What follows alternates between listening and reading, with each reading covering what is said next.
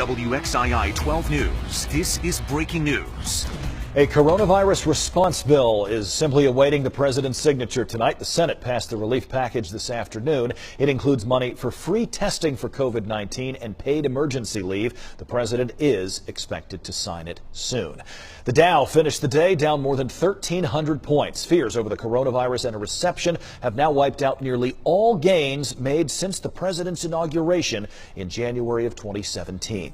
The number of reported coronavirus cases in our state continues to go up almost by the hour, and as more people are getting tested, that number is expected to climb even more so. More than 12 counties in North Carolina are reporting cases now. There are only 3 confirmed cases in the Piedmont Triad, 2 in Forsyth and 1 in Guilford. Pregnant women are now in the high-risk category for COVID-19. That is according to North Carolina's health director, Dr. Elizabeth Tilson. For the record, the CDC, federal government, says pregnant women are more susceptible to viral infections and respiratory issues like COVID-19, but they say there is not enough data or research yet to determine exactly how this virus could impact pregnant women. People 65 and up are also considered high risk, and people with any underlying medical condition like heart disease, diabetes, or lung disease. The coronavirus is impacting just about everybody, and community leaders are stepping up to help. Today, Winston-Salem's mayor announced the COVID-19 response fund of Forsyth County. People have already donated tens of thousands of dollars to that effort. Let's go to our Leanne Denyer. She is live tonight. She was at that meeting. Leanne, they're asking for help from regular folks in the community too, right? Yes, they certainly are. With all of the precautions that are in place, people are going to be feeling the impact. Maybe that means not making your rent that month, or perhaps you can't pay a bill because those tips weren't coming in. Well, Forsyth County community leaders say they have come up with something that they think is going to help. They say that they have found $1 million to put towards folks who are going to be struggling with all of these precautions in place, and they're asking the community to step up and help them come up with another $1 million. So how this is going to work, those funds are going to be put into an account, and then the community is going to, the committee is going to get those funds to nonprofits. The nonprofits are then going to be the ones to distribute that to folks in need. It's a balance between speed and accountability. My council, in talking with them, clearly made it very clear that they wanted to make sure this money got into the hands of the individuals they needed. There wouldn't be administrative charges skimmed off the top, and it's going to those folks directly. So that will be one of the mantras from the city standpoint, obviously, to make sure it's getting directly into the hands of people who really need it. So if you want to contribute, the site is up and running. It's covid19forsyth.org. The mayor, who you just heard from, was noticeably emotional during the news conference this afternoon. He says that he hopes that we can rally around the communities that are really feeling the brunt of the impact with all of these precautions in place. In Winston-Salem, Leanne Denyer, WXII 12 News. All right, Leanne, thank you very much. We will check back in with you in just a little bit. Meanwhile, the city of Greensboro is closing some places and limiting hours to keep the coronavirus from spreading. At least that is on the table at this point. And we've also learned that city council members in Winston-Salem are now in isolation right now after they attended a conference in Washington, D.C. Nearly every single one of them staying away from people tonight because they may have been exposed. An assistant city manager and assistant to the city manager are also limiting their exposure and also staying home. This lasts through March 26th. You've probably heard the words isolation and quarantine quite a bit over the last few weeks. We want to take a moment now to explain exactly what those terms mean. According to the CDC, both protect the public by preventing exposure, but there's a key difference. Isolation separates sick people who have a contagious disease. They already have it, so those folks are separated from people who are not sick. Quarantine separates and restricts the movement of people who were exposed to a contagious disease to see if they will eventually become sick. To sum it up, people in quarantine may have been exposed but are not yet sick. People who are isolated are unquestionably already sick. Well, there is a state of emergency this evening in Surry County. No confirmed COVID-19 cases there right now, and leaders certainly hope to keep it that way. Let's go to Brandon Bates. He is live in Dobson with a look at how the county manager hopes to keep this from getting worse there. Brandon. Yeah, well, Kenny, there were some talks earlier today and even yesterday that travel in and out of Surry County would be restricted because of coronavirus, trying to prevent the spread. We did talk to the county manager just moments ago who said that is not the case. You are free to travel in, out, and throughout Surry County. Now, as far as the county issuing that state of emergency, this was declared yesterday. It basically gives any town in the county more power to get more resources. The county manager says they'll be able to get more money that can then be reimbursed later on from FEMA. One example would be if we get to that point to make sure the necessary resources are available to the county and to our citizens, whether it be daily staples that they use in their homes, fuel supply.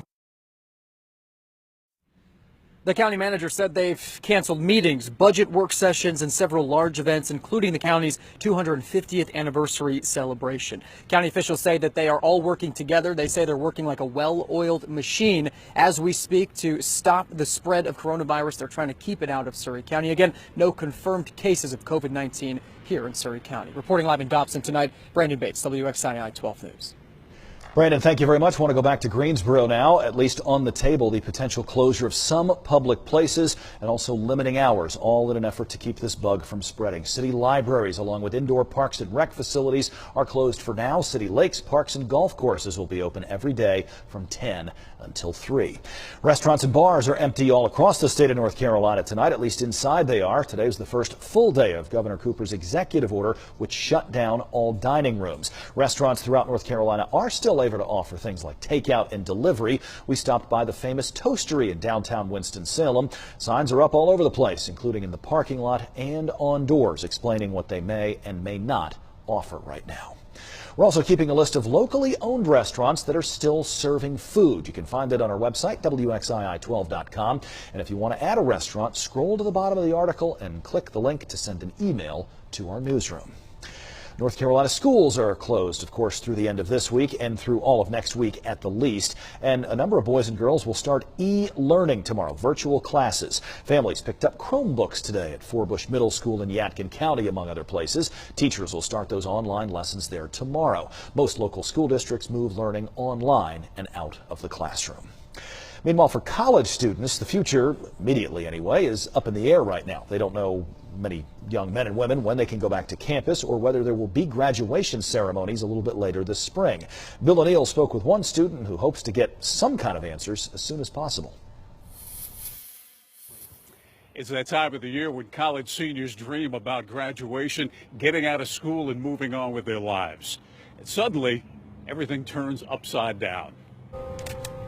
Seniors are still getting their graduation pictures made, but don't know if they'll get a chance to walk across the stage and receive their diplomas.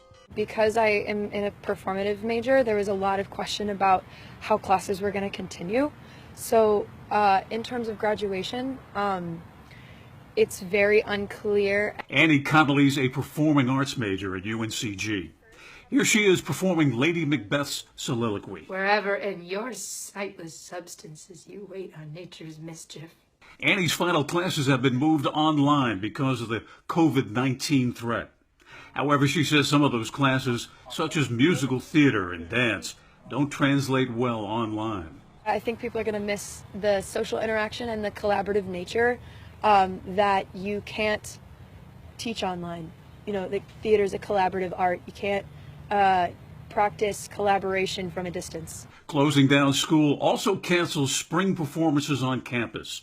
It was another chance for Annie to hone her skills as an actor. What color was the shirt? Gray. It's called gunmetal. And only slate gray ties can be matched with it, so there isn't any more. Annie says she has no doubt she'll leave UNCG with a degree, but wonders about graduation and about leaving her classmates behind. I'm definitely going to miss out on seeing these people that I've become very close with for the past 4 years. Annie tells us she's already hired herself an agent and is making auditions, moving on with her career. In Greensboro, Bill O'Neill, WXII 12 News. Thank you, Bill. Crews are busy cleaning classrooms and buildings at Elon University right now. Today, the university announced it plans to resume normal classroom instruction on April 20th. Spring break starts next week, then classes will move online for a few weeks after that. There are no confirmed cases of COVID-19 at any local colleges or universities, and we certainly hope it stays that way. The state attorney general says criminals are already trying to take advantage of this outbreak. Josh Stein is warning people to watch out for scammers as well as price gouging. People have filed already 146 price gouging complaints as of this afternoon, when Governor Cooper declared a state of emergency. The attorney general says most of these complaints involve groceries, hand sanitizer, and other cleaning products. You can report potential price gouging or a scam by calling the number on your screen, 877-5-NO-SCAM.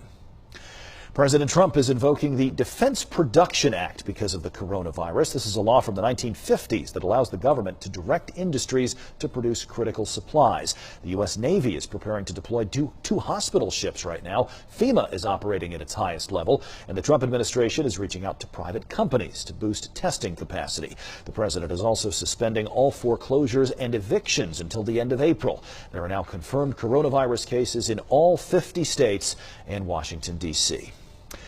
More from D.C. tonight. Congress is working on a $1 trillion economic rescue package right now, which would include relief checks for American families. It's still unclear exactly how much money would be sent out, but it would likely be based on family income as well as size.